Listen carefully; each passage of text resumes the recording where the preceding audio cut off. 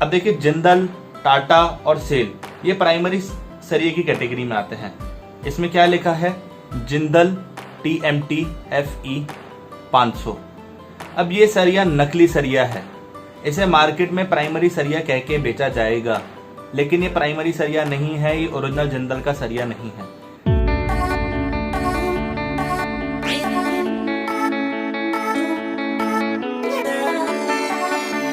देखिए दोस्तों, primary steel bar, secondary steel bar और ओरिजिनल स्टील बार आप कैसे पता लगाएं या कौन सा स्टील बार आपके लिए सूटेबल है, ये सब समझाने के लिए मैंने कुछ छोटे से नोट्स प्रिपेयर किए हैं। चलिए नोट्स पे गो थ्रू करते हैं। सबसे पहले हम ये जानते हैं कि स्टील बार हमारे घर बनाने में कहाँ कहाँ लगता है। देखिए वो कॉलम की फुटिंग में लगता है, देन वो कॉलम में लगता है, फिर वो प्लिंथ बीम में लगता है, और अगर हम प्लिंथ बीम नहीं बनवाते हैं तो वो DPC में लगता है। फिर उसके बाद जब हमारे ब्रिक वर्क डोर और विंडो के लेवल तक हो जाती है तो उसके ऊपर वो टाई बीम में भी लगता है।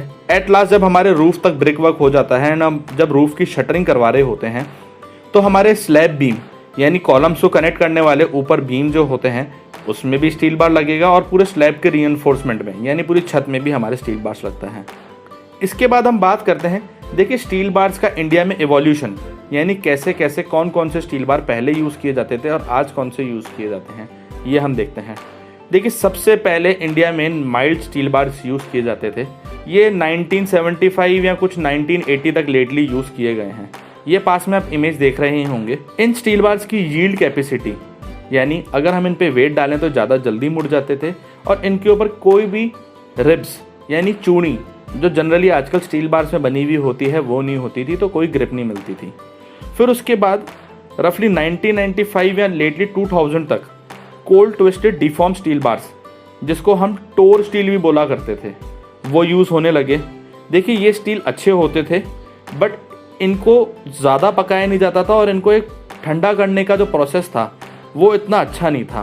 तो ये स्टील बार्स के अंदर इतनी ज़्यादा डक्टिलिटी यानी लचक उतनी अच्छी नहीं थी, और लचक का भूकंप में बहुत इंपॉर्टेंट रोल होता है। और इसके ऊपर जो रिब्स बनाई जाती थी उनको भी ट्विस्ट करके फिर इसके ऊपर लगाया जाता था, तो कहीं ना कहीं वो इतनी अच्छी स्ट्रेंथ भी नहीं देते थे और इतनी अच्छी कंक्रीट के साथ पकड़ भी नहीं बनाते थे। उसके बाद रफली 1995 के बाद TMT बार्स, जिसको बोला जाता है थर्मो मैकेनिकल ट्रीटमेंट, ये एक प्रोसेस है जिसमें सरिये को कोर से बनाया जाता है, एंड सरिये के बनने के बाद उस पर जेट स्प्रे से ठंडा पानी बहुत तेज स्पीड से फेंका जाता है, जिससे सरिये की आउटर लेयर बहुत स्ट्रांग हो जाती है और इनर लेयर वीक होती है थोड़ी सी, जिससे सरिये को अच्छी डक्टिलिटी मिलती है, लचक मिलती है, जिससे सरिये को बैंड करना थोड़ा आसान हो जाता है। और कहीं ना कहीं ये आज की डेट में one of the strongest steel bar हैं जो यूज़ किए जाते हैं। अब देखिए इसके बाद हम बात करते हैं कि स्टील बार के ऊपर क्या लिखा रहता है। जनरली आपने नोटिस किया होगा अलग अलग स्टील बार पे अलग अलग चीज़ें लिखी हुई होती है। तो सबसे पहले देखिए क्या लिखा होता है, ब्रांड कैटेगरी यानी कौन सी कैटेगरी का स्टील बार है। उसके बाद लिखा जाता है कौन से प्रोसेस से बनाया है, जो है TMT यानी थर्मो मैकेनिकल ट्रीटमेंट। उसके बाद लिखा जाता है FE का मतलब क्या होता है, ये केमिकल सिंबल है आयरन का। उसके बाद लिखा जाता है 550, 500, 415 या 600, जिसमें से 550 और 500 ये हम जनरली हाउस कंस्ट्रक्शन के लिए यूज़ करते हैं। अभी 550 या 500 क्या होता है, ये सरिये की यील्ड स्ट्रेंथ होती है। यील्ड स्ट्रेंथ मतलब यानी ये सरिया कितना वेट या कितना प्रेशर झेल सकता है, जो कि पर न्यूटन मिलीमीटर स्क्वायर में लिखा हुआ होता है। उसके बाद लिखा रहता है SD, D, HD या हो सकता है सिर्फ S ही लिखा हो। इसका क्या मतलब होता है, S का मतलब होता है सुपर और D का मतलब होता है डक्टिलिटी, यानी लचक की प्रॉपर्टीज बहुत अच्छी है सरिये में। कई सरियों में SD, D, H ये सब आपको नहीं लिखा हुआ दिखेगा, TMT FE 550 या 500 ही लिखा हुआ दिखेगा। उसके बाद लिखा हुआ होता है 10 mm, 16 mm, 12 mm, 8 mm, 20 mm। ये सब क्या होता है, ये डायामीटर ऑफ सरिया यानी सरिया कितना मोटा है। अलग अलग थिकनेस का सरिया एक बिल्डिंग में अलग अलग चीज़ के लिए काम आता है, तो ये सब हर सरिये के ऊपर मेंशन होता है कौन सा कितने mm का है। देखिए उसके बाद एक बहुत इंपॉर्टेंट क्वेश्चन आता है कि इंडिया में स्टील बार्स के ऊपर कौन सा स्टैंडर्ड है या कौन सी रेगुलेटरी है जो गवर्न करती है कि वो स्टील बार्स अच्छे हैं या नहीं हैं। देखिए इंडिया में गवर्नमेंट ने गाइडलाइंस इशू की है, किसके under, bureau of Indian standards, जिसको हम बोलते हैं BIS। जिसके प्रोडक्ट मैनुअल 1786/2008 में उन्होंने क्या मेंशन कर रखा है, उन्होंने मेंशन कर रखा है कि हर सरिये में इतनी minimum quantity of carbon, sulphur, phosphorus and sulphur phosphorus का मिक्सचर होना चाहिए। इस डॉक्यूमेंट का लिंक मैंने डिस्क्रिप्शन में भी डाला है, आप उसमें भी चेक कर सकते हैं। तो हम चाहे प्राइमरी सरिया खरीदें या हम सेकेंडरी स्टील खरीदें, सब BIS स्टैंडर्ड्स के अकॉर्डिंग ही बना जाता है। देखिए, इसके बाद हम बात करते हैं प्राइमरी स्टील बार या सेकेंडरी स्टील बार, ये क्या होता है। देखिए, जो प्राइमरी स्टील बार्स, ये कौन सी कंपनी होती है, जो बड़ी टॉप नोन कंपनीज होती है, जैसे जिंदल है, टाटा है, सेल है, वाइजैक है, ये सब प्राइमरी स्टील बार्स में आते हैं। पहले गवर्नमेंट इनको किस तरीके से रिकॉग्नाइज करती थी, प्राइमरी है या नहीं है। देखिए, जिन बड़े ब्रांड्स के पास हाई ग्रेड मशीनरी या प्लांट्स होते थे वो प्राइमरी होते थे। और सेकंड थिंग, जिस ब्रांड के पर प्लांट पे 10 lakh ton production per year उससे ऊपर होता था, उसे वो प्राइमरी मानते थे, और जिनका से कम होता था उन्हें सेकेंडरी मानते थे। बट 2016 के बाद गवर्नमेंट ऑफ इंडिया की मिनिस्ट्री ऑफ स्टील ने क्लैरिफाई किया एक नोटिफिकेशन के थ्रू कि इंडिया में अब प्राइमरी एंड सेकेंडरी ऐसा कुछ डिफरेंशिएशन नहीं किया जाएगा सरिये ब्रांड्स के ऊपर। हर कंपनी एक स्टील बार कंपनी ही है। इसका डॉक्यूमेंट भी मैंने डिस्क्रिप्शन में मेंशन किया है, आप उसे जाके देख सकते हैं। देखिए, कायदे से प्राइमरी स्टील बार और सेकेंडरी स्टील बार, इसमें जो बहुत बड़ा मेजर डिफरेंस है वो कंपोनेंट यूजिंग टेक्निक का है।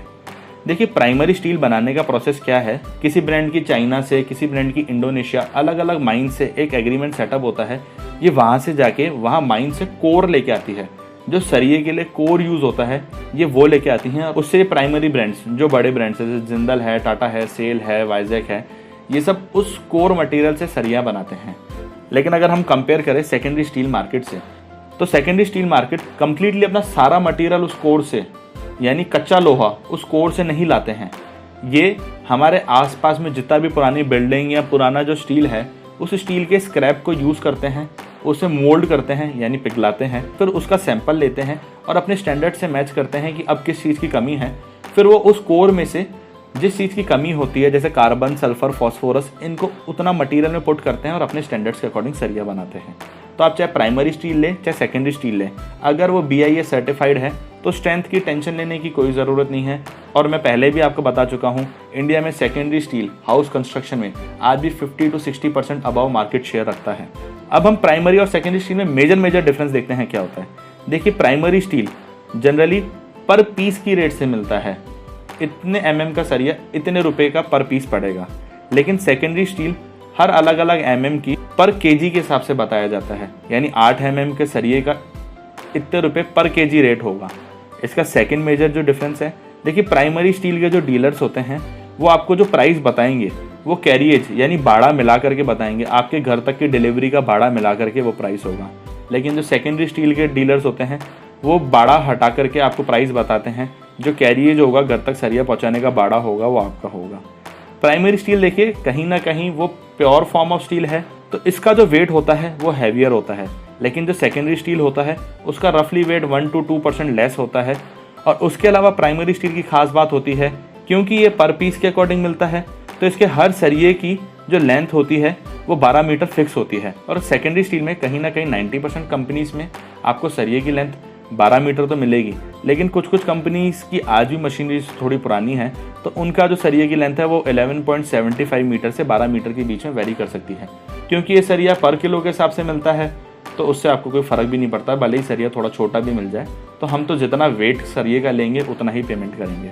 अब देखिए, इसके बाद बहुत इंपॉर्टेंट टॉपिक है जो मेरे इस वीडियो का मेन मुद्दा है, हम ये कैसे पता लगाएं कि हमारा सरिया असली है या नकली है। वो जानने से पहले आपको ये जानना ज़रूरी है कि आपके सरिये के ऊपर कैटेगरी या ब्रांड क्या मेंशन्ड है। अब देखिए, जेन्युइननेस और ग्रेड हम कैसे पहचान सकते हैं। देखिए, हर सरिये के ऊपर ग्रेड लिखा हुआ होता है। आप ये देख सकते हैं इंडिया में कौन कौन से ग्रेड पॉपुलर हैं। FE 500, FE 500D, FE 500S, FE 550, FE 550D, FE 550SD, ये सब कैटेगरी जनरली इंडिया में पॉपुलर हैं। तो ये सब हर सरिये के ऊपर मेंशन होता है। अब इसके बाद सबसे मोस्ट इंपॉर्टेंट मैं बात करता हूँ, ground considered to buy steel bar. देखिए, उस स्टील की ओरिजिनलिटी जानने के लिए या आपके लिए कौन सा स्टील सूटेबल है आपकी रिक्वायरमेंट्स के अकॉर्डिंग, ये आप कैसे चेक करेंगे। तो देखिए, मैंने कुछ 5-6 मेजरमेंट ग्राउंड्स बनाए हैं, हम उनको एक एक करके आप चेक करते हैं। देखिए, सबसे पहले हम बात करते हैं ISI मार्क। ISI मार्क हर सरिये पे होना बहुत ज़रूरी है। उसके बाद हम बात करते हैं सेस्मिक जोन। सेस्मिक जोन मतलब भूकंप की कैपेबिलिटी, कि भूकंप कितने रिक्टर स्केल से ऊपर आता है वो हम चेक करें, तो उस अकॉर्डिंग हम सरिया पसंद करें। देखिए अब पास में आपको एक इमेज दिख रही होगी जिसमें आप देख पा रहे होंगे कि इंडिया में किस किस स्टेट में और पर्टिकुलरली उसके किस किस सिटी में भूकंप की यानी अर्थक्वेक की डेंसिटी जोन 4 और जोन 5 में आती है। अगर आपकी सिटी जोन 4 या जोन 5 में लाई करती है तो आपके लिए कंपलसरी है कि आप 550 कैटेगरी का स्टील बार लें, यानी जिस सरिये की यील्ड कैपेसिटी ज़्यादा हो और उस सरिये के अंदर डक्टिलिटी भी होना ज़रूरी है। अब वो 550D हो या 550 सुपर डक्टिलिटी हो, ऐसा सरिया आप प्रेफर करें तो आपके लिए ज़्यादा बेटर रहेगा, क्योंकि ऐसी जगह पे भूकंप आने के चांसेस आए दिन ज़्यादा बनते हैं और ऐसी जगह पे भूकंप का स्केल भी थोड़ा ज़्यादा आता है, तो हम थोड़ा सरिया ज़्यादा अच्छा लगाएं, ज़्यादा बेटर रहता है। इसके अलावा अगर आपका जोन 3 में आता है तो आप FE 550 कैटेगरी यानी जिस सरिये की यील्ड स्ट्रेंथ 550 प्लस हो, आप ऐसा सरिया चूज़ कर सकते हैं। भले ही ये सरिया डक्टाइल हो या ना हो, उससे कोई खास फ़र्क नहीं पड़ता, बट हाँ आप एटलीस्ट 550 का लें। और अगर आपका एरिया जोन 1 और जोन 2 में आता है तो आप FE 500D या FE 500 ऐसा सरिया भी चूज़ कर सकते हैं, कोई दिक्कत नहीं है। और देखिए मैं बहुत इंपॉर्टेंट एक बात कहूँगा आपको, सरिया किस कैटेगरी का यूज़ करें उससे ज़्यादा इंपॉर्टेंट होता है कि नंबर ऑफ़ सरिया कितना यूज़ करें और उसकी जो हम स्टेरप्स बनाएंगे यानी जो चूनी बनाएंगे उसका सेंटर टू सेंटर गैप कितना हो और आपकी बिल्डिंग की लोड बियरिंग कैपेसिटी सरिये को यूज़ करके क्या बन रही है, ये बहुत इंपॉर्टेंट होता है। तो अगर आपको इन चीज़ों को ज़्यादा डिटेल में जानना होता है तो आपको एक स्ट्रक्चरल इंजीनियर को हायर कर लेना चाहिए। कहीं ना कहीं ये अमाउंट आपके लिए बहुत बेनिफिशियल होता है, क्योंकि घर आप एक बार ही बनाते हैं, बार बार नहीं बनाते हैं। उसके बाद देखिए मैं बात करता हूँ बजट की। मैं आपको एक प्राइमरी स्टील बार्स की शॉप पे भी लेके चलता हूँ और एक सेकेंडरी स्टील बार की शॉप पे भी लेके चलता हूँ। देखिए दोस्तों, ये प्राइमरी सरिये का one of the leading brand Tata है, जिसने अपना सरिया जो कि टाटा टिस्कॉन के नाम से लॉन्च कर रखा है। चलिए देखते हैं, आज हम पता करते हैं कि टाटा टिस्कॉन की आज की डेट में प्राइमरी सरिये की पर पीस क्या रेट चल रही है। कैसे हैं भैया? बढ़िया जी, बढ़िया भैया आज की डेट में टाटा की प्राइमरी सरिये की क्या रेट चल रही है पर पीस? नोट कर लीजिए सर, मैं दे दूँ। लाओ भैया मेरे को स्लिप दे दीजिए, मैं स्लिप को जूम इन कर देता हूँ स्क्रीन में। ठीक है भैया। भैया आपने इस स्लिप पे अपना फ़ोन नंबर भी मेंशन कर रखा है, तो किसी को रिक्वायरमेंट हो तो आपको इस नंबर पे व्हाट्सएप कर दें जी और व्हाट्सएप कर देंगे, आप उनको रिप्लाई कर देंगे क्या एस्टीमेट पड़ेगा, एंड विद इन राजस्थान आप हर जगह सप्लाई कर देंगे। ये टाटा का एक्सक्लूसिव स्टोर की रेट है भैया? Okay, thank you so much भैया। तो मैं आज इनसे पूछता हूँ कि राठी एंड जेमिनी की जो कि सेकेंडरी स्टील में लीडिंग है इस इंडस्ट्री में, इनकी रेट्स लेते हैं कि क्या रेट है। तो देवेश भाई कैसे हैं आप? बस बहुत बढ़िया राहुल भाई, आप बताएं। एकदम बढ़िया। देवेश भाई आज की रेट बताएं मुझे राठी की एंड जेमिनी की। तो मैं राठी की आपको लिख देता हूँ। ये हमारी रेट है जो रोज फ्लक्चुएट होती है, मैं आपको आज की रेट अपडेट कर देता हूँ। ठीक है। और दिपेश भाई अगर किसी कस्टमर को रिक्वायरमेंट हो जो उस दिन की रेट चाहते हैं तो वो क्या करेंगे? वो मेरे व्हाट्सएप नंबर पर मुझे अपडेट कर दें, मैं उनको एस्टीमेट बना के उनको अपडेट कर दूँगा। ठीक है। एंड आप GST इंक्लूजन प्राइस बताएंगे? हाँ, मैं GST इंक्लूड प्राइस आपको बता देता हूँ। और कार्ट्रेज एक्स्ट्रा रहेगी प्राइस में? और ठीक। इसमें कोई भी माल अगर बचता है तो वो सेम प्राइस पे वापस रिटर्न अवेलेबल है। बस एक ही शर्त है कि ज़्यादा पुराना ना हो जाए और कोरोजन कम लगे सरिये में। विद इन 15 to 20 डेज अगर रिटर्न करते हैं। अच्छा, with in 15 to 20 days return करें तो कोई इशू नहीं है। कार्ट्रेज पार्टी का एक्स्ट्रा लगेगा? हाँ, कार्ट्रेज पार्टी। ठीक है। तो देखिए दोस्तों, ये जो आज की करंट प्राइस है इसे मैं पूरा जूम इन कर देता हूँ स्क्रीन पे, जिससे कि आपको पता लग जाए क्या रेट है।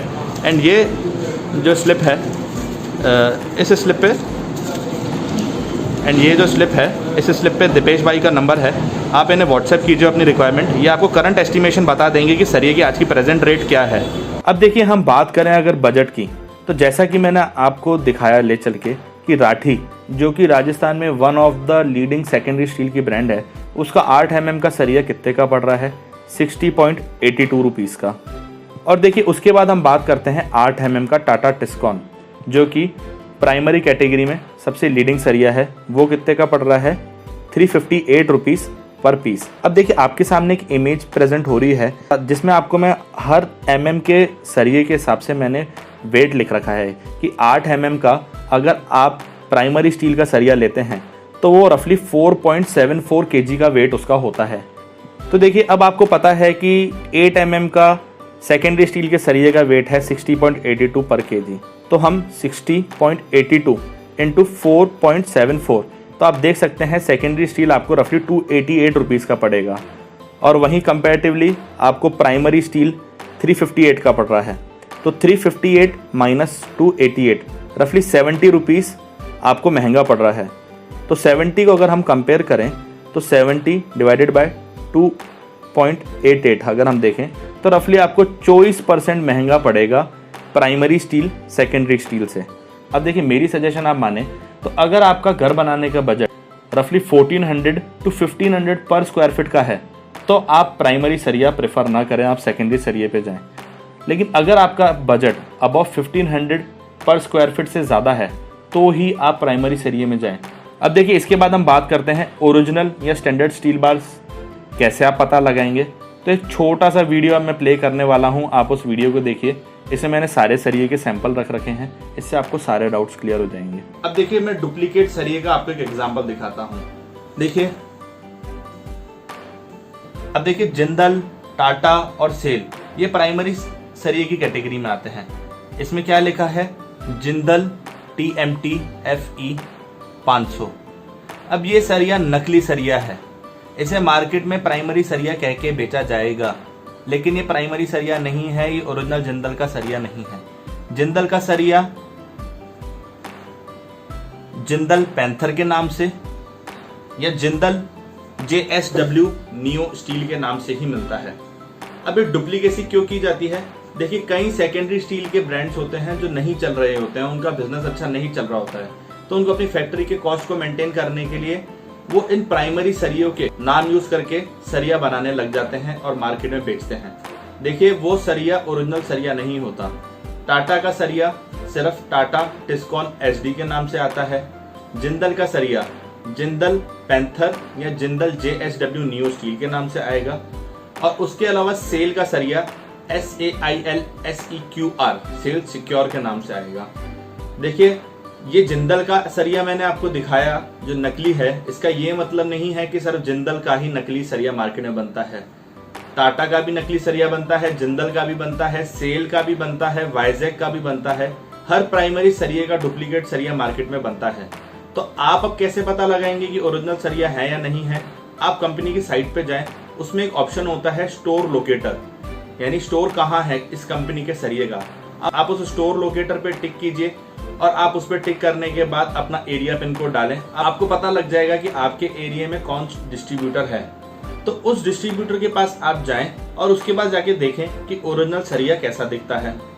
सेकंड थिंग, आप उस कंपनी की साइट पे जाएंगे तो आपको पता लग जाएगा कि कंपनी के प्रोडक्ट लिस्ट में जो कंपनी R प्रोडक्ट्स कैटेगरी में डालती है उसमें आपको पता लग जाएगा कंपनी किस नाम से अपना सरिया बनाती है। तो ये भी आपको पता लग जाएगा। तो जब आप मार्केट में जाएंगे तो आप डुप्लीकेट सरिये को देख के फटाफट से पहचान जाएंगे। इसके बाद देखिए हम बात करते हैं ribs on steel bar. Ribs क्या होती हैं? रिब्स होती हैं चूड़ियाँ। अब इससे भी रिलेटेड एक छोटा सा वीडियो बनाया है, आप उसको भी देखिए। अब देखिए मैं आपको सरिये पे रिब्स का क्या रोल होता है वो बताता हूँ। देखिए मैंने टेपिंग कर रखी है क्योंकि YouTube गाइडलाइंस के अकॉर्डिंग मैं ना किसी ब्रांड को डिफेम कर सकता हूँ और ना ही किसी ब्रांड को मैं सपोर्ट कर सकता हूँ। अब देखिए इस सरिये में आप देख रहे होंगे इसकी जो रिब्स हैं और आप इस सरिये की रिब्स को कंपेयर कीजिए। आप दोनों सरिये की रिब्स को जब कंपेयर करेंगे तो आप देखेंगे इस वाले सरिये की रिब्स ज़्यादा बाहर निकली हुई है।